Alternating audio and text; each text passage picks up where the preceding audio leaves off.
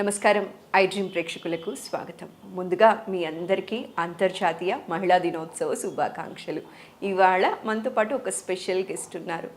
తల్లిగా, భార్యగా, జనాలకి ఒక డాక్టర్గా ఆవిడ సుపరిచితులే. వారి గురించి నేను ప్రత్యేకంగా మీకు చెప్పనవసరం లేదు. వారితో మాట్లాడి తన అంతరంగం గురించి ఇవాళ తెలుసుకొని తను సక్సెస్ఫుల్ ఉమెన్గా ఇవాళ నించోటానికి దాని వెనక తను ఫేస్ చేసిన ఛాలెంజెస్ ఏంటో తెలుసుకొని మనం కూడా వారి బాటలో నడుద్దాం. వారే డాక్టర్ జయంతి రెడ్డి గారు. వారితో మాట్లాడదాం. నమస్కారం అండి. నమస్కారమ్మా. ఎలా ఉన్నారు మేడం? బాగున్నానండి.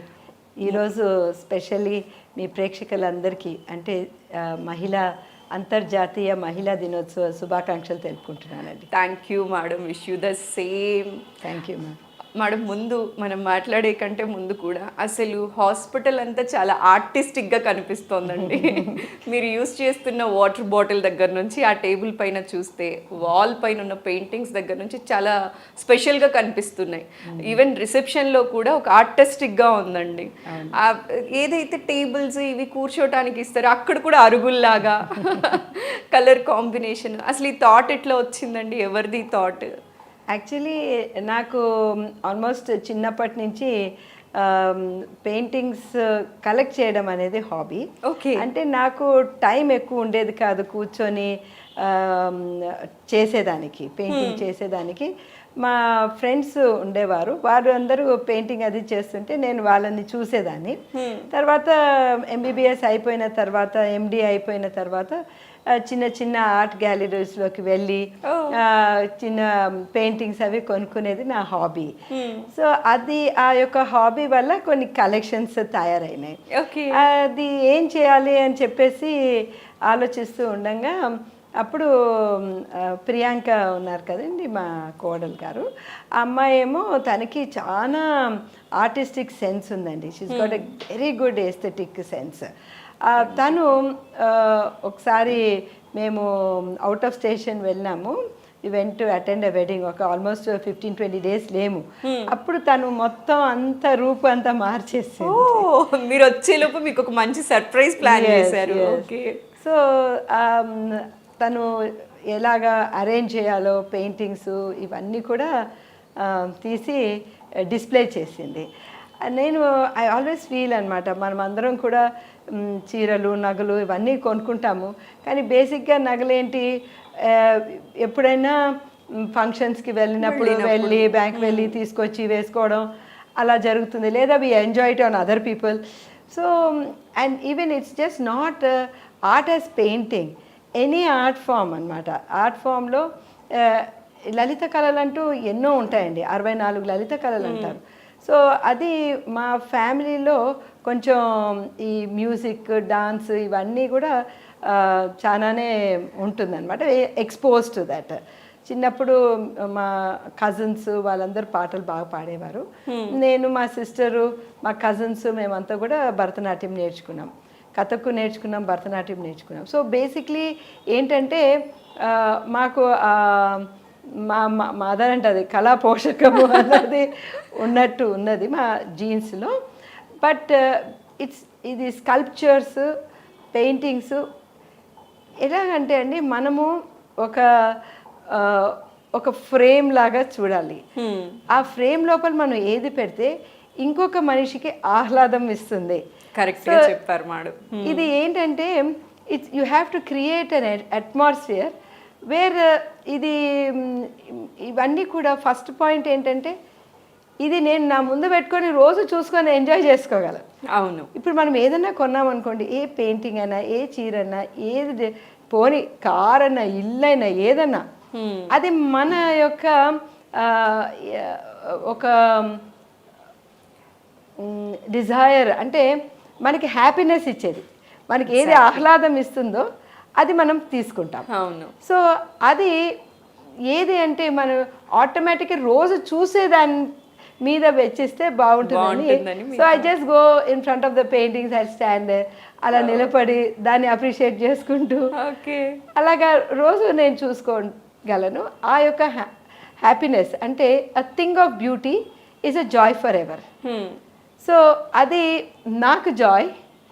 ఇక్కడ ఈ రూమ్ లోపలికి వచ్చే వాళ్ళందరికీ కూడా ఆ యొక్క హ్యాపీనెస్ హాస్పిటల్ ఎన్వైర్న్మెంట్ కనపడకుండా ఒకలాంటి ప్లెజెంట్నెస్ కనిపిస్తోంది మీ సో మోస్ట్ ఆఫన్ మేము ఎలా వెళ్తామంటే జస్ట్ అప్ కమింగ్ ఆర్టిస్ట్ని కూడా ఎంకరేజ్ చేసినట్టు వాళ్ళ దగ్గర నుంచి తీసుకుంటాం సో దట్ వాళ్ళకి అడ్వాంటేజ్ మాకు కూడా. So when we go there and buy anything మనకి హ్యాపీనెస్ ఇచ్చేది మనం తీసుకోవాలా, తద్వారా మిగతా వాళ్ళకు కూడా దాన్ని మనము షేర్ చేసుకునేటట్టు ఉండాలన్నమాట. సో అది నా యొక్క ఎయిమ్ అండి. ఓకే, లవ్లీ అండి. మేడం, ఎప్పుడు కానీ ఆడవారు పుట్టిన దగ్గర నుంచి ఇప్పటి వరకు కూడా రకరకాల రోల్స్ అనేవి ప్లే చేస్తూ ఉంటారు. కూతురుగా, భార్యగా, అలానే అత్తగా, అమ్మగా, కోడలిగా, తోడి కోడలుగా, ఇట్లా రకరకాల రోల్స్ అనేవి ప్లే చేస్తూ ఉంటారు కదా. ఇందులో మీకు ఇష్టమైన రోల్ ఏది అంటే ఏమంటారు? డెఫినెట్లీ తల్లి రోలు, అమ్మ రోలే. ఓకే, ఐ థింక్ అది ఒక ఒక స్త్రీకి పరిపూర్ణత ఇచ్చేది ఒక తల్లి రోల్. మా మా బాబు పుట్టిన తర్వాత, చేతిలో ఎత్తుకున్న తర్వాత ఫర్ ద ఫస్ట్ టైం మా అమ్మ యొక్క ప్రేమ నాకు అర్థమైంది. ఓకే, ఒక తల్లి అన్కండిషనల్ లవ్ ఎలా ఇస్తుంది వాళ్ళ పిల్లలకి అనేది అప్పుడు అర్థమైంది. So that only. అండ్ ఇంకొక విషయం ఏంటంటే, మనం అనుకుంటాము మన నుంచే వచ్చిన పిల్లలే మనకి హ్యాపీనెస్ ఇవ్వగలమని. అలా కాదు, ఈవెన్ మనం పెంచుకున్న బిడ్డల ద్వారా కూడా మనం ఆనందం పొందొచ్చండి. ఎందుకంటే ఒక చైల్డ్ ఎంత ఇన్నోసెంట్గా ఉంటుందంటే, వాళ్ళు లిటరలీ మన హార్ట్ లోపలికి వాళ్ళు జొచ్చుకొని వెళ్ళిపోతారు. ఆ హృదయంలోకి వాళ్ళు వెళ్ళిపోతారు అలాగా. సో అండ్ మన లైఫ్ని ఆ కంప్లీట్నెస్ ఇస్తారు. అండ్ ఇంకోటి ఏంటంటే, మన లైఫ్ని మనం ఇంకొక దృక్పథంతో కూడా మనం చూడగలగచ్చు. పిల్లల ఐస్ ద్వారా చూసేది అది వేరే అండి. వాళ్ళ ఒక ముఖ్యంగా ఏంటంటే, వాళ్ళు లైఫ్ని చూసే విధానం, పెద్దలు చూసే విధానం వేరేగా ఉంటుంది. మా ప్రొఫెసర్ ఎప్పుడు అంటారనమాట, don't treat children as miniature adults అని. Okay, wonderful. పిల్లలు అనేది మన అడల్ట్ కి ఒక చిన్న ష్రింక్ అయిపోయి మీనియేచర్ కాదండి. పిల్లలు వేరే, వాళ్ళలో ఉన్న ఆ యొక్క ఇన్నోసెన్స్ ఇవన్నీ వేరే, వాళ్ళ లైఫ్ని చూసే విధానము వేరే, వాళ్ళ నుంచి మనం నేర్చుకునేది ఎంతో ఉంటుంది. సో ప్లస్ వాళ్ళ నుంచి మనం మన చైల్డ్హుడ్ మళ్ళీ జీవించవచ్చు. సో మనం అందరం కూడా ఎప్పుడు అనుకున్నా, ఎప్పుడు ఆడుతూ పాడుతూ ఆ బాల్యంలోనే మనం ఎంత సంతోషంగా ఉన్నాము, ఎప్పుడు అలాగే ఉండాలి అని చెప్పేసి మనం ఎప్పుడు అనుకుంటాం కదా. మనకి సెకండ్ ఆపర్చునిటీ లైఫ్లో మన పిల్లల ద్వారా వస్తుంది. సో అది చాలా ఇంపార్టెంట్. అండ్ ఇంకొకటి నేను చాలా నమ్ముతాను ఏంటంటే, మనకి ఆ ఓనర్షిప్ అంటుంటుంది. ఇది నా చైల్డ్, ఇది నా బిడ్డ, నేను అనుకున్నట్టే నేను పెంచాలి అని. నాకు ఇది బాగా పనిచేసింది, నా పిల్లలకు కూడా ఇదే రకంగా బాగా పనిచేస్తుందని చాలామంది అనుకుంటారు. అలా కాదు, ప్రతి మనిషి యూనిక్. ఇప్పుడు ఒక ఏ, ఒక బి ఉన్నారనుకోండి. సో ఈ పర్సన్ వేరే యూనిక్, ఇలాంటి పర్సన్ ఈ హోల్ భూ ప్రపంచంలోనే ఉండరండి. You are unique. So Surekha is unique. మీలాంటి వాళ్ళు ఇంకెవ్వరు ఉండరు. ఎందుకంటే మీరు కడుపులో ఉన్నప్పుడు మీకు ఉన్న ఆ యొక్క ఇన్పుట్స్ వేరే, మీరు బయటకు వచ్చిన తర్వాత కూడా మీ యొక్క ఇన్పుట్స్ వేరే. సో మీ పర్సనాలిటీ డిఫరెంట్గా డెవలప్ అవుతుంది. ఒక ఇంట్లోనే ఒక ఇద్దరు పిల్లలు ఉన్నా కూడా ఇద్దరు డిఫరెంట్గా ఉంటారు. ద మోస్ట్ ఇంపార్టెంట్ థింగ్ నేను ప్రతి పేరెంట్కి నేను చెప్పేది ఏంటంటే, don't compare pregnancies, don't compare children. Each pregnancy unique అండి, ఈచ్ చైల్డ్ యూనిక్. సో మనము ఎప్పుడు కనుక కంపారిజన్ చేస్తామో, చూడు వాళ్ళ పిల్లలు ఎట్లా చదువుతున్నారు అని చెప్పేసి, నువ్వెందుకు ఇట్లా చదవటం లేదు, నువ్వెందుకు పాడటం లేదు, నువ్వెందుకు ఆడటం లేదు. బట్ ఆ టైం మనం స్పెండ్ చేసే బదులు, నా బిడ్డలో ఏం టాలెంట్ ఉన్నది. సో దేవుడు ప్రతి ఒక్కరికి ఏదో ఒక టాలెంట్ ఇచ్చే పంపిస్తారు. సో దాన్ని మనం ఎతకాలి, దాన్ని మనం వెలికి తీయాలి, దాన్ని మనం షైన్ చేపించి వాళ్ళని పెంచాలన్నమాట. సో వాళ్ళని ఆపర్చునిటీ ఇవ్వాలన్నమాట. వాళ్ళు మన దగ్గరకు వచ్చి కూర్చున్నప్పుడు మనం ఆ ఆపర్చునిటీ ఇవ్వాలి. అది మనకి గ్రేట్ ఛాన్స్ వాళ్ళ మైండ్లో ఏముందో తెలుసుకునేదానికి. మేడం ఇంకొక విషయం మాట్లాడాలి అంటే ఇందాక మీరు అన్నారు నాకు అమ్మ రూల్ చాలా ఇష్టం, ఎవరికైనా కూడా ఎక్కువ మంది మెజారిటీ ఇది మాటే అంటారు అనమాట. చాలా సంతోషం అనిపించింది. అయితే నాగశ్విన్ గారి మూవీ హిట్ అయిన తర్వాత చాలామంది అన్ని రోజులు కూడా డాక్టర్ జయంతి రెడ్డి అన్న వాళ్ళందరూ కూడా నాగశ్విన్ గారి వాళ్ళ మదర్ అన్నప్పుడు ఎలా అనిపించిందండి?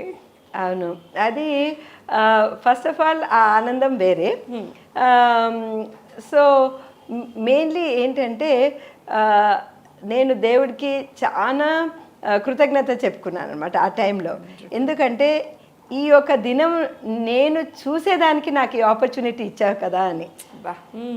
ఎంతమందికి ఆ లక్ ఉంటుందండి దట్ దే కెన్ సీ ఆ లెవెల్లోకి రేజ్ అవ్వడము, వాళ్ళు సక్సెస్ అందుకోవడం అనేది నేను చూడగలిగినానని చెప్పి ఆ ఆనందము, ఆ యొక్క గ్రాటిట్యూడ్ నేను ఎప్పుడు దేవుడికి థ్యాంక్స్ చెప్తూ ఉంటానండి. Very true. ఇందాక మీరు అన్నారు దేవుడికి నేను ఎప్పుడు గ్రాటిట్యూడ్ అండ్ థ్యాంక్స్ చెప్తూ ఉంటాను అని చెప్పి. మీ టేబుల్ పైన నేను చూశాను కూడా, శివుడి బుక్ ఒకటి ఉంది.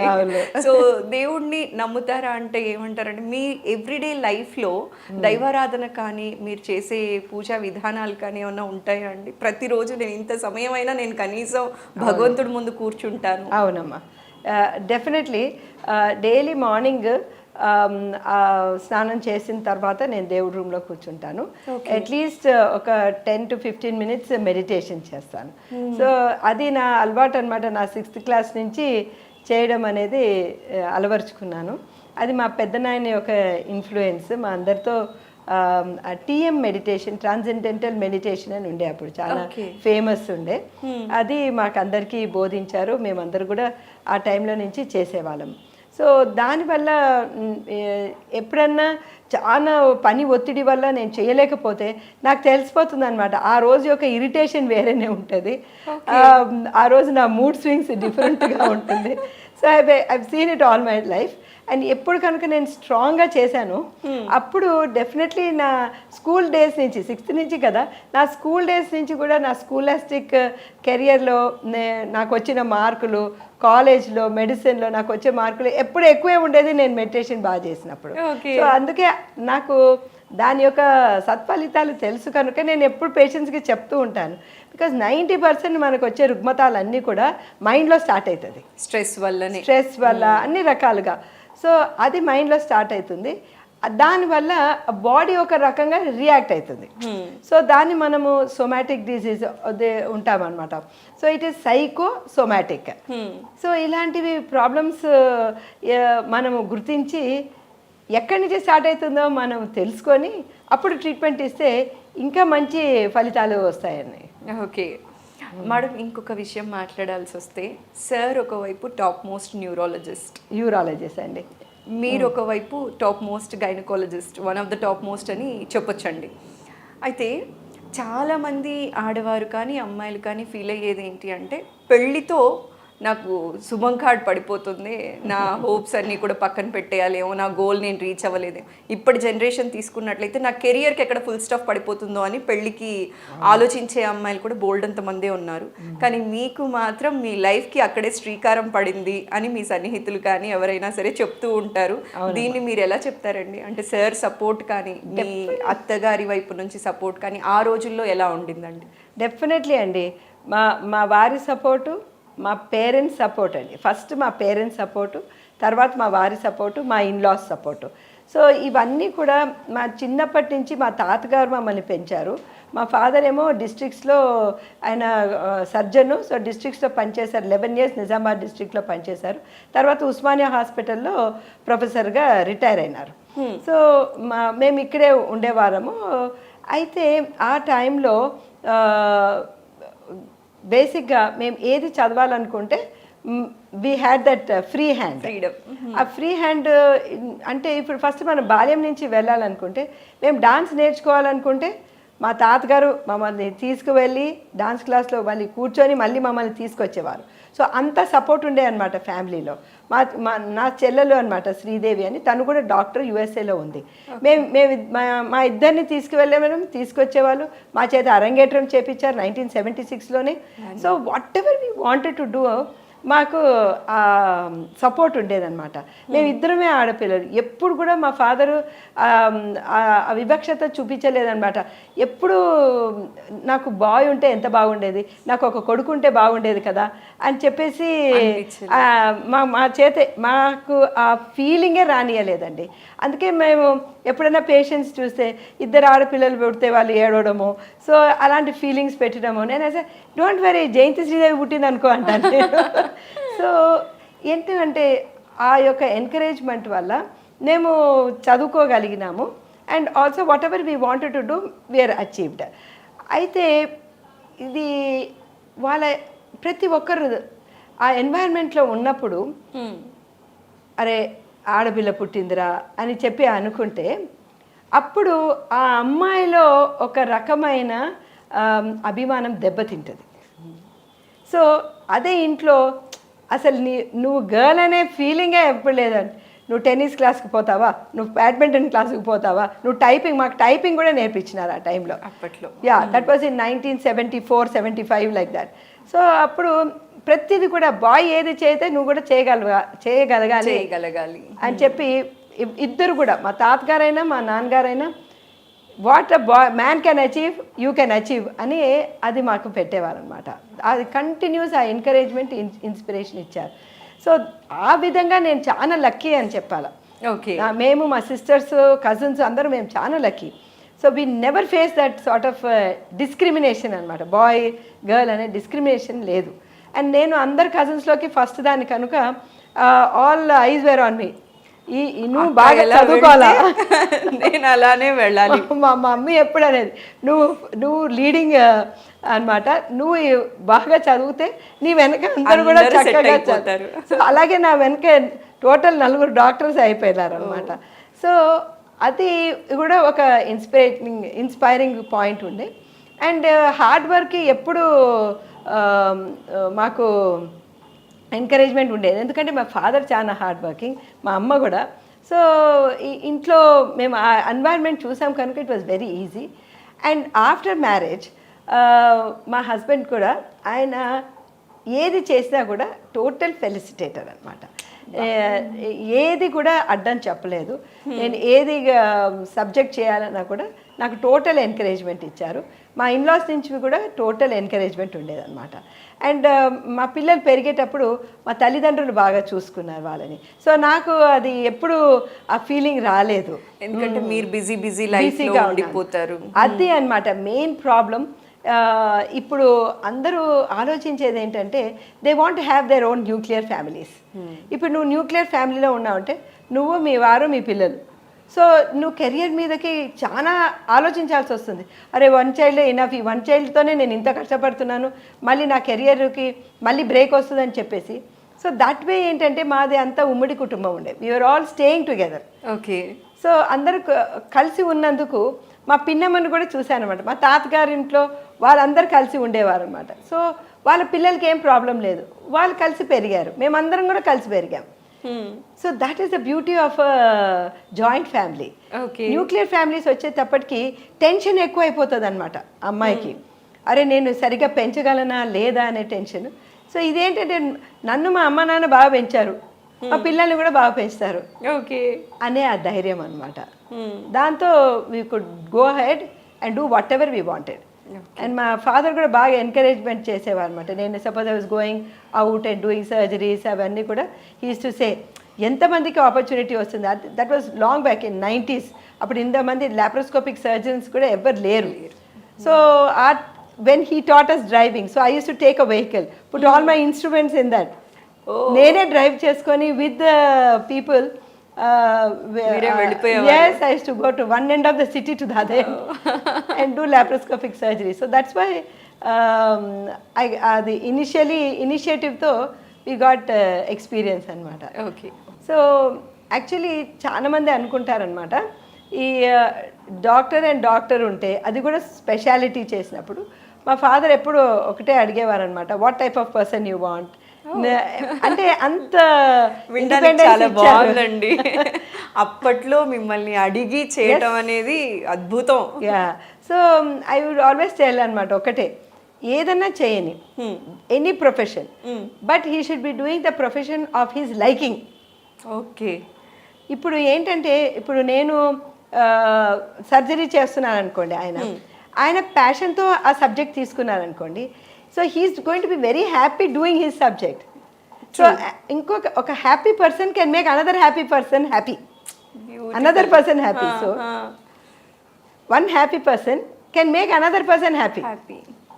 సో అందుకు మనము ఎన్నుకునే సబ్జెక్టు కొంతమందికి అదే వాళ్ళకి కావాల్సిన సబ్జెక్ట్ రాకపోవచ్చు కొంచెం, ఎందుకంటే కాంపిటీషన్ కూడా చాలా ఎక్కువగా ఉన్నది. కానీ అందులోనే వాళ్ళు ఎలాంటిది అడ్జస్ట్ అయిపోయి హ్యాపీగా ఉన్నారో అది చాలా ఇంపార్టెంట్ అండి. సో ఫర్ ఎగ్జాంపుల్, నేను ఫస్ట్ పీడియాట్రిక్స్ చేయాలనుకున్నాను. సో పీడియాట్రిక్స్ చేయాలనుకుంటే నాకు 1 మార్క్లో పీడియాట్రిక్స్ తప్పి గైనకాలజీ వచ్చింది. But then what I did, నేను కూర్చొని బాగా ఆలోచించాను, సరే పీడియాట్రిక్స్ రాలేదు, they must be some reason ఎందుకు రాలేదు. So then I started thinking, I am the babies first paediatrician. Okay. Baby కడుపులో ఉన్నప్పుడే నేను పీడియాట్రిషియన్. ఆ బేబీ ముందు ఫస్ట్ మీ చేతిలోకే వస్తుంది. సో ఇంతప్పుడు నుంచే నేను వాళ్ళని ట్రీట్ చేస్తున్నాను. అలా అనుకొని వాళ్ళకి కొంచెం గర్భ సంస్కారాలు, కొన్ని వేరియస్ కొన్ని ప్రోగ్రామ్స్ ఉంటాయన్నమాట, మ్యూజిక్ థెరపీ, గర్భ సంస్కారం అని చెప్పేసి ఇలాంటివన్నీ నేను మా హాస్పిటల్లో అవలంబిస్తూ ఉంటాను దానివల్ల. సో ఇవన్నీ చేసేదానికి కూడా సారు బాగా నాకు ఎంకరేజ్ చేశారు.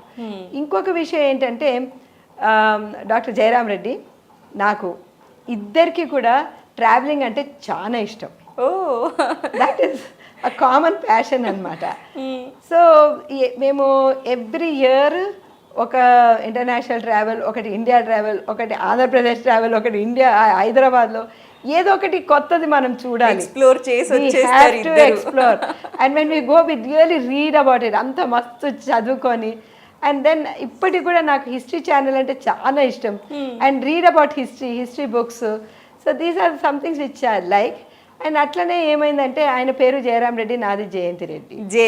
సో అందుకే అది జేజే హాస్పిటల్ అని అక్కడ వచ్చిన వర్కర్సే వాళ్ళే పెట్టేశారు ఆ పేరు, మేము కూడా అనుకోలేదు. అలాగా కుదిరింది. ఓకే మేడం, ఇప్పుడు ప్రతి ఫ్యామిలీలో కూడా ఎంత హ్యాపీ ఫ్యామిలీ అయినా చిన్న చిన్న సరిగమలు అనేవి ఉంటాయి. వైఫ్ అండ్ హస్బెండ్ మధ్యలో కొట్టుకోవడాలు, మాట్లాడుకోకపోవడాలు, అలకలు, ఇలాంటివి మీ మధ్య వచ్చినప్పుడు ఏ ఫ్యాక్టర్ మిమ్మల్ని ముందుకు నడిపించింది? ఎందుకంటే ఇప్పుడున్న దీంట్లో చిన్న చిన్న వాటికి డివోర్స్లు పెరిగిపోతూ ఉన్నాయి. అలాంటి వాళ్ళకి మీరు ఇచ్చే సలహా ఏంటండి? యాక్చువల్లీ అండి, ద ఫస్ట్ సలహా నేను ఇచ్చేది ఏంటంటే, don't try to change your spouse. So మీ భార్యని కానీ భర్తని కానీ మార్చాలి అని అనుకోవద్దు. అంటే వాళ్ళని అర్థం చేసుకో. అంటే మరీ బ్యాడ్ హ్యాబిట్స్ ఉంటే అట్లా అర్థం చేసుకో, అట్లా ఏం అంటాం లేదు నేను. మళ్ళీ దీనికి కూడా అంటే కొడుతుంటే నేను అర్థం చేసుకోవాలి, వాళ్ళు కొడితే అవన్నీ అర్థం చేసుకోని నేనేమంటాను లేదు. దట్ ఆల్ ఖండించాలి. If there bad habits, is drinking, is smoking too much, and then beating the wife, ఇవన్నీ కూడా మనం ఫస్ట్లోనే ఖండించాలి ఇలాంటివన్నీ. కానీ కొన్ని ఉంటాయన్నమాట, యునో ద వే లైఫ్లో లేదా వాళ్ళ దృక్పథం ఉంటుంది, అది డిఫరెంట్ ఉంటుంది. నేను ఫస్ట్ పాయింటే చెప్పాను కదండి, ప్రతి మనిషి యూనిక్ ఉంటారు.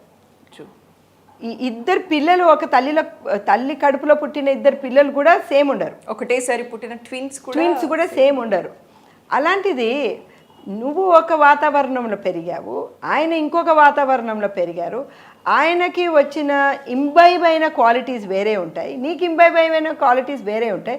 నువ్వు ఆయనలాగా ఉండాలని లేదు, ఆయన నీలాగా ఉండాలని లేదు. So just enjoy the variety in the personality. Okay. So ఒక మనిషి పర్సనాలిటీ 16-17 ఇయర్స్కి ఫిక్స్ అయిపోతుంది. So you have to just see ఏమన్నా major clashes. As I told you, if it's been some habit problems and all that, there's nothing, and unfortunate. Suppose మిగతాది కొన్ని small misunderstandings వస్తే you will have to SIT and talk it out and you say okay మీరు ఇది చెప్పినందుకు I'm feeling bad అని చెప్పాలి. Okay. More than second point, first don't try to think. The second point is that it's just not caring for a person, you have to share also your life. Okay.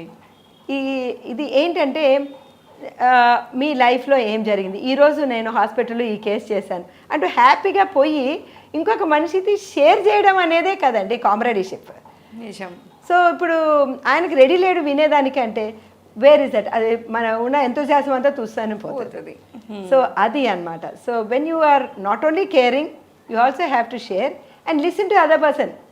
ఇంకో person share చేస్తుందంటే listen. And పిల్లల దగ్గర కూడా అనమాట, వాళ్ళు వచ్చి ఏదైనా share చేస్తున్నావు అంటే అన్ని పక్కకు పెట్టి జస్ట్ లిసన్. ఓకే. సో ఇవి చాలా important. When the sharing is very important in a marriage. చాలా మంచి సజెషన్ ఇచ్చారు మేడం. అయితే జేజే హాస్పిటల్ స్టార్ట్ చేసినప్పుడు, ఇనాగరేషన్ స్టార్ట్ చేయాలనే థాట్ వచ్చినప్పుడు చాలా వెనక బ్యాక్గ్రౌండ్ వర్క్ చేసి ఉంటారు, చాలా రకాల అప్స్ అండ్ డౌన్స్ కూడా ఉంటాయండి. ఎందుకంటే ఇప్పుడు 2024లో కూడా గైనకాలజీ చదివి కూడా మంచి ఎక్స్పీరియన్స్ గెయిన్ చేసుకున్నప్పటికీ కూడా హాస్పిటల్ పెట్టాలంటే ఆలోచిస్తున్నారు. ఎంత జెన్యూన్ అయినప్పటికీ కూడా ఏదైనా బ్లేమ్స్ వస్తాయేమో, ఎందుకంటే ఇంత కష్టపడి చదువుతాం, ఎక్కడైనా ఏదైనా కొంచెం తేడా కొట్టిందో ఎవరైనా కూడా ప్రాణం పోయాలనే చేస్తాం. ఏ ట్రీట్మెంట్ అయినా కూడా తేడా కొడితే మాత్రం డాక్టర్నే బ్లేమ్ చేస్తున్నారు. సో హాస్పిటల్ పెట్టి రిస్క్ ఎందుకు చేయటం అని చెప్పి కన్సల్టెంట్గానే వర్క్ చేస్తున్న డాక్టర్స్ చాలామంది నేనే నా ఫ్రెండ్స్లో చూశానండి. సో ఆ టైంలో, ఆ పీరియడ్లో మీరు ఇంత స్ట్రాంగ్ డెసిషన్ తీసుకున్నారు కదా, మీకేమన్నా హర్డిల్స్ వచ్చాయా? అప్పుడు మీరు ఎలా హ్యాండిల్ చేశారు? మేము తీసుకున్న డెసిషన్ ఎట్లా అంటే అమ్మా, 1988లో నా ఎండి అయిపోయిందే. మా ఫాదర్కి అమీర్పేట్లో ఒక నర్సింగ్ హోమ్ ఉండేదన్నమాట. సో మా చిన్నప్పటి నుంచి నర్సింగ్ హోమ్, మా పిన్నమ్మ కూడా నర్సింగ్ హోమ్లో చేసేవారు. సో మాకు ఆ ఎన్వైర్న్మెంట్ అలవాటు అనమాట. సో ఆఫ్టర్ ఎండి స్ట్రేట్ అవే వెళ్ళి అక్కడే నర్సింగ్ హోమ్లో కూర్చున్నాను. ఓకే. సో అది కొంచెం ఏమంటే as I was growing almost ఒక 10 years వరకు ఏమైందంటే క్లయింటేల్ పెరిగే కొద్దీ దెన్ కొంతమందికి జస్ట్ అమీర్పేట్ హాస్పిటల్ చిన్నగా అయింది. సో అప్పుడు నేను ఏం చేసేదానంటే ఈ పేషెంట్స్ని యశోద హాస్పిటల్, అప్పుడే అప్కమింగ్ అనమాట యశోద హాస్పిటల్, చల్లా నర్సింగ్ హోము, ఇట్లా హాస్పిటల్స్కి తీసుకువెళ్ళి వివేకానంద హాస్పిటల్, ఇట్లా వీళ్ళ దగ్గరికి తీసుకువెళ్ళి నా డెలివరీస్ చేసేదాన్ని. సో ఏమయ్యేది, నాకు కమ్యూట్ చేయాల్సిన అవసరం పడేది. ఓకే. సో నేను అమీర్పేట్లో ఉండి మరి అక్కడి నుంచి అన్ని దగ్గరలు వెళ్ళడం, సరిగ్గా డెలివరీ టైంకి వెళ్ళడం, so it became two stressful for me. And ఆ టైంలో ఇంకా అంతకంటే ముందు నాట్ ఓన్లీ ప్రాక్టీస్, నేను మెటర్నిటీ హాస్పిటల్ 96 వరకు అసిస్టెంట్ ప్రొఫెసర్గా కూడా పనిచేసేదాన్ని. మార్నింగ్ ఇవన్నీ చూసుకొని మళ్ళీ ప్రొఫెసర్గా వెళ్ళి మళ్ళీ వచ్చి ఓపీ చూసి చేయడం అనేది it was becoming very stressful. So నేను అప్పుడు ఇంకా 96లో వదిలేసి ఐ థాట్ అన్ని ఒక్క దగ్గర ఉంటే బాగుందని చెప్పేసి, ఇన్ని దగ్గరలో తిరిగే కంటే కూడా అన్ని ఒక్క దగ్గర ఉంటే బాగుంటుందని చెప్పేసి అమీర్పేట్ నుంచి కళ్యాణ్ నగర్కి మేము షిఫ్ట్ అయినప్పుడు పేరు కూడా మార్చేసాం. అక్కడేమో చైతన్య నర్సింగ్ హోమ్ అని ఉండే, ఇక్కడేమో మేము జేజే హాస్పిటల్ అని పేరు మార్చినాం, ప్లేస్ మార్చినాం, ఎవ్రీథింగ్ న్యూ. సో మళ్ళీ అన్నీ మొదటి నుంచి స్టార్ట్ చేసాం. సో మేము కట్టినప్పుడు మేము ఒకటి ఆలోచించామన్నమాట, మాకు కన్వీనియన్స్, ఒక్క దగ్గర మేము ఉంటున్నాము, చేస్తున్నాము, మా ఇల్లు కూడా పైనే కట్టుకున్నాం.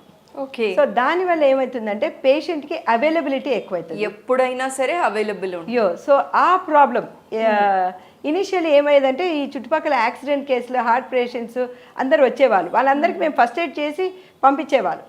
So it was not that నేను గైనికే చూస్తానని అట్లా ఉండేవాళ్ళం కాదనమాట. So we saved many lifes like that also. And ఇంకోటి ఏంటంటే చాలా మంది అరే ఇంటి పైన పెట్టుకున్నావు కదా హాస్పిటల్ పైనే, so how can you patients ఊరికే డిస్టర్బ్ చేస్తారేమో నేను అని. అట్లా ఎప్పుడు చేయలేదండి, ఇప్పటికీ నేను చెప్తాను 25 yearsగా నోబడి డిస్టర్బ్ అస్ అన్నెసెసరీలీ. సో కిందకి మేము వెళ్ళి మేము చూసేవాళ్ళం, దట్ ఈస్ థింగ్. సో ఇది మీరు అంటున్నారు కదా భయపడుతున్నారని చెప్పి, ఈ సినారియో కొంచెం ఈ లాస్ట్ 20 yearsగా మారిందండి. ఇప్పుడు మారింది. Yes.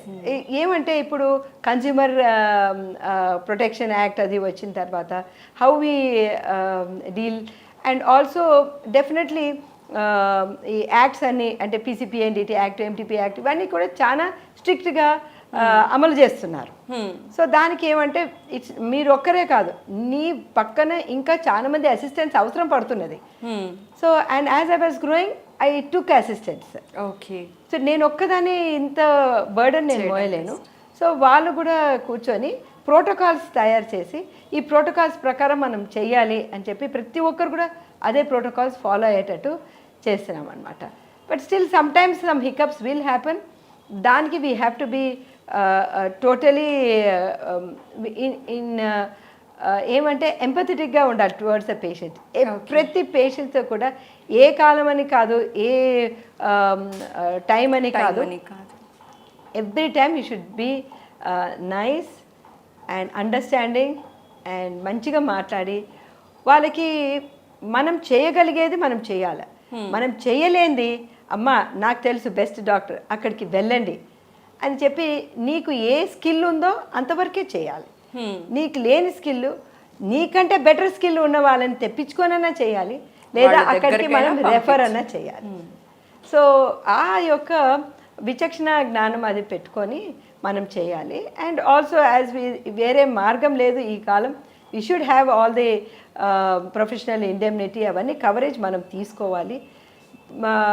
And also the correct type of staff, ఆ స్టాఫ్కి ట్రైనింగ్ ఇవన్నీ చాలా అవసరం అండి. సో ఇవన్నీ చేస్తే and you also should have good support at home. ఎందుకంటే ఇక్కడ యువర్ ఓన్ సెటప్ అయితే ఇంకెంత మీరు ఇవ్వాలి time. Sometimes only 5 minutes we may have with your people at home. So అది చాలా మేడం టైం గురించి మాట్లాడాం కాబట్టి ఇంకొక మాట నేను అడగాలనుకుంటున్నానండి. ఇప్పుడు మీరు గైనక్ అంటే ఎప్పుడు ఏ అవసరం పడుతుందో తెలియదు, అర్ధరాత్రి అపరాత్రి ఏది ఉండదన్నమాట. ఇప్పుడు సాఫ్ట్వేర్ ఎంప్లాయో టీచర్ అనుకోండి, ఇంట్లో వాళ్ళదో అయిన వాళ్ళదో ఒక ఫంక్షన్ జరిగితే 3 రోజులు చక్కగా లీవ్ పెట్టుకుంటారు, ఆ 3 రోజులు ఎవరు కూడా డిస్టర్బ్ చేయరు. కానీ మీ కెరియర్ కానీ మీ లైఫ్ కానీ అలా ఉండదు కదా, అలా ఎలా బ్యాలెన్స్ చేశారండి ఫ్యామిలీని కెరియర్ని? అదే చెప్తున్నానండి, ఈ మన టైం మంది కాదు, ఏ టైంకి పేషెంట్ వస్తుందో మనం చెప్పలేము. ఒకసారి టోటలీ అన్నీ నేను చాలా బాగా ప్లాన్ చేశాను అనుకున్నాను, కానీ అప్పుడే ఒక రప్చర్డ్ ఎక్టాపిక్ ప్రెగ్నెన్సీ వచ్చింది. మనం వదిలి వెళ్ళే స్థితిలో ఉండము, ఎందుకంటే patient is bleeding inside. So అలాంటి సిచ్యువేషన్స్ ఎన్నో వస్తుంది గైనకాలజీలో. నేను అన్నాను యూరాలజీలో అన్నీ ఉండవు, పీడియాట్రిక్స్లో కొన్ని ఉండొచ్చు, ఆర్థోపెడిక్స్లో అట్లా ఉండవు. సర్జరీ కూడా నేను వచ్చి ఒక టూ అవర్స్ తర్వాత వచ్చి నేను అపెండిక్స్ చేస్తాను అని కూడా అన్నా కూడా ఏమీ కాదు. కానీ ఇది డెలివరీ అనేది ఆ టైంలోనే మనం చేయాలి. So it's a very very exhaustive profession అండి, and it takes away all your time. But ఏమంటే మీకు ఆ ప్యాషన్ ఉంటే దాన్ని అరౌండ్ దట్ ప్రొఫెషన్ మనం అన్నీ చేస్తాం. So all these years we were able to take out the time అనమాట. టైం తీసుకొని మిగతా యాక్టివిటీస్ అన్నీ చేయడం అనేది అలవాటు చేసుకోవాలి. అది even yoga, meditation, everything should incorporate in to your life. అలాగా స్లోగా స్టార్టింగ్ నుంచే మనము ఇవన్నీ కూడా ఇన్కాపరేట్ చేసుకుంటే లైఫ్ కొంచెం ఈజీ అవుతుంది. కానీ సర్టన్ థింగ్స్ మనం మిస్ చేసింది మనం ఏం అనుకోకూడదు. కానీ అలా మీకు ఏమైనా ఉందా అండి? చాలా మూమెంట్స్ ఉంటుంది అనమాట. Very very I was going to go for destination wedding to Udaipur. Everything is ready, my close friends daughters wedding, and here they was a triplets అనమాట. సో అదే టైంకి then I had to arrange and I have to be that triplets డెలివరీకి. So I had to cancel everything and stay back. But ఆ satisfaction వేరే. Suppose something happens, you can't answer yourself for the rest of your life. True. So then that is the happiness and that is the reward of missing all it may be function, it may be the movies, we may go in the interval, we may come out in the interval. So many things that keep happening in our lives. But ఇంట్లో నుంచి abrupt గా బయట వచ్చేసిన situations కూడా. yes so అది కూడా ఎట్లా patient baby when they go out happily and you are able to treat them, then everything is forgotten అండి. ఓకే మేడం, ఇంకొక సిచ్యువేషన్ని మీరు ఎలా విశ్లేషిస్తారో చెప్పండి అండి. ఇప్పుడు గైనకాలజిస్టుల పైన అంటున్న మాట ఏంటి అంటే, అక్కడికి వెళ్తే చాలు కొందరి గైనకాలజిస్టులని ఒక ట్యాగ్ ఇచ్చేస్తున్నారండి, సి సెషన్ ఎక్కువ రెఫర్ చేస్తున్నారు, నార్మల్ డెలివరీ సజెస్ట్ చేయట్లేదు అన్న మాట అంటున్నారు. సో దీన్ని కొందరు ఎలా జస్టిఫై చేస్తున్నారు అంటే, ఇప్పుడు సి సెషన్ ఎక్కువ పడుతోంది, నార్మల్ డెలివరీస్ ఎక్కువ అవ్వట్లేదు అంటే అక్కడ డాక్టర్ ఫాల్ట్ కాదు, పేషెంట్ ఫాల్ట్. ముందులాగా వర్కౌట్స్ కానీ ఇలాంటివి చెయ్యట్లేదు, స్ట్రెస్ లేక రెగ్యులర్గా వర్కౌట్స్ చేయకపోవడం వల్లనే సి సెషన్ పడుతోంది అనేది జస్టిఫికేషన్ ఇస్తున్నారు. యాజ్ ఏ గైనకాలజిస్ట్గా మీరు ఆ తరాన్ని చూశారు, ఈ తరాన్ని చూస్తున్నారు, కొన్ని డికేడ్స్ నుంచి కూడా మీరు ఇదే ఫీల్డ్లో ఉన్నారు కాబట్టి అప్పటి మదర్స్ని ఇప్పుడు డెలివరీస్ని చూస్తున్నప్పుడు మీరు దీన్ని ఎలా విశ్లేషిస్తారు? ఇది చాలా తరచుగా మమ్మల్ని అడిగే ప్రశ్న అండి. ఎందుకు సిజేరియన్ సెక్షన్ రేట్ ఎక్కువ అవుతున్నది? అండ్ ఇప్పుడు మనం చూస్తే కూడా స్టాటిస్టిక్స్ ప్రకారం తెలంగాణ రాష్ట్రంలో మొత్తం దేశవ్యాప్తంగా కూడా మనం చూస్తే తెలంగాణ రాష్ట్రంలో ఎక్కువ అవుతుంది. ఇవన్నీ ఎందుకు జరుగుతున్నది అని చెప్పేసి this is a question often asked అనమాట మమ్మల్ని. అది మనం చూస్తే డెఫినెట్లీ అండి 40 years బ్యాక్కి ఇప్పటికీ సిజేరియన్ సెక్షన్ రేట్ ఎక్కువ అయింది. ఎందుకు అయింది అంటే మొట్టమొదటి కారణం ఏంటంటే మనం హై రిస్క్ ప్రెగ్నెన్సీస్ ఎక్కువ చేస్తున్నాం. Okay. So and also high risk pregnancies ఎక్కువ అవుతున్నాయి. ఇంతకు ముందు ఇంత హైపర్ టెన్షన్ ఉన్న బేబీస్ ఉంటే మదర్కి మేము సాల్వేజ్ చేసేవాళ్ళం కాదు బేబీస్ని. 1 kg బేబీ 600 900 అట్లా గ్రామ్స్ ఉన్న బేబీస్ని మేము సాల్వేజ్ చేసేవాళ్ళం కాదు మేడం. మందెక్కించేసి బేబీ వచ్చేస్తే డెలివరీ అయితే తల్లి బతుకు జీవుడా అని మేము బతుకు జీవుడా అని బయటపడేవాళ్ళం. కానీ ఇప్పుడు అలా కాదు, ఎన్ఐసియులు చాలా బాగా వచ్చినాయి అనమాట. So because of that good NICU setup మనం చిన్న సైజ్ బేబీస్కి కూడా మనం సాల్వేజ్ చేయగలుగుతున్నాం. సో హై రిస్క్ ప్రెగ్నెన్సీ ఉన్నప్పుడు సమ్ టైమ్స్ ఇన్ఫర్టిలిటీ ట్రీట్మెంట్ కూడా చాలా ఎక్కువైంది. If you look at the percentage of infertility, ఎందుకంటే పిల్లలు కొంచెం లేట్గా పెళ్లి చేసుకుంటున్నారు, లేట్గా పెళ్లి చేసుకున్న తర్వాత కూడా ఇంకా లేట్గా పిల్లలు కంటున్నారు. సో ఆ ఫస్ట్ చైల్డ్ అయిపోయినాక మళ్ళీ సెకండ్ చైల్డ్ కూడా పోవటం లేదు. సో దీస్ డెమోగ్రఫిక్ చేంజెస్ అంటారనమాట. ఈ డెమోగ్రఫిక్ చేంజెస్ చాలా ఎక్కువ అయినాయి. దీనివల్ల ఏమవుతుందంటే ఇవి ప్రతి ప్రెగ్నెన్సీ ఒక ప్రెషస్ ప్రెగ్నెన్సీ అవుతుంది. దానికి ముందు ఏంటంటే what is the environmental changes that are taking place. First of all pollution అనేది చాలా ఎక్కువైపోయినాయి అన్నమాట. సో వెన్ మన వాతావరణంలో వాటర్ అయితే ఏమి, గాలి అయితే ఏమి, నీరు అయితే ఏమి, వీటన్నిటిలో పొల్యూషన్ ఎక్కువైంది. ప్లస్ ఇంకోటి ఏంటంటే మైక్రో ప్లాస్టిక్స్ అనేది, నానో పార్టికల్స్ అనేది ఎక్కువైపోతుంది. సో వాట్ ఈస్ హ్యాపెనింగ్, ఇంతకుముందు మేము ఇంత నీరు తగ్గిపోవడం అనేది ఎక్కువ చూడలేదు, ఈ ప్లాసెంటల్ ఇన్సఫిషియన్సీస్ చూడలేదు. ఇవన్నిటితో పాటు ఈ డాప్లర్ స్టడీస్, ఈ స్కానింగ్స్ అన్నీ కూడా ఎక్కువైనాయి. So we're able to catch problems early and we're trying to save the babies early. అది ఒక సైడు. ఇంకొక పాయింట్ ఏంటంటే ఇప్పుడు తల్లులు కూడా చాలా ఎక్కువ రెస్ట్ తీసుకుంటున్నారు. They are not going about రెగ్యులర్గా కూర్చునేది. తర్వాత ఇప్పుడు ఇండియన్ టైప్ బాత్రూమ్స్ పోయి ఈ వెస్టర్న్ టైప్ ఆఫ్ కమోడ్స్ అవి, దానివల్ల వాళ్ళు గొంతు కూర్చోవటం లేదు, కూర్చొని ఏది పని చేయటం లేదు. వీటి వలన ఎక్సెసివ్ రెస్ట్ వలన వాళ్ళ బేబీ సైజ్ పెరుగుతున్నదండి. ఎక్సెసివ్ రెస్ట్ సో వాళ్ళ బేబీ సైజ్ ఎక్కువైతున్నది. నాట్ ఓన్లీ సైజ్ అండి, ద వెయిట్. ఇప్పుడు ఒక అమ్మాయి ప్రెగ్నెన్సీకి ఉపక్రమించినప్పుడు వాళ్ళ వెయిటే 80 kgs ఉంటుంది స్టార్టింగే. So that also is more. Polycystic ovaries ఎక్కువ. సో ఏమవుతుందంటే when they start with more weight, more then 65 also, వాళ్ళకి జెస్టేషనల్ డయాబెటీస్ ఎక్కువైతుంది. So when you look at some fall, even in our setup మేము చూస్తున్నాం, ఏదో ఒక గ్లూకోజ్ అబ్నార్మాలిటీస్ ఉందనుకోండి, almost 35% of the మదర్స్కి గ్లూకోజ్ అబ్నార్మాలిటీస్ వస్తున్నాయి. సో గ్లూకోజ్ అబ్నార్మాలిటీ ఉన్నప్పుడు బేబీస్ మరీ పెద్దగా తయారవుతారు. సో ఇది ఒక సైడు, అది ఒక సైడు. ప్లస్ అది హై రిస్క్ ప్రెగ్నెన్సీ అవుతుంది. సో ఇవన్నీ ఒకటి.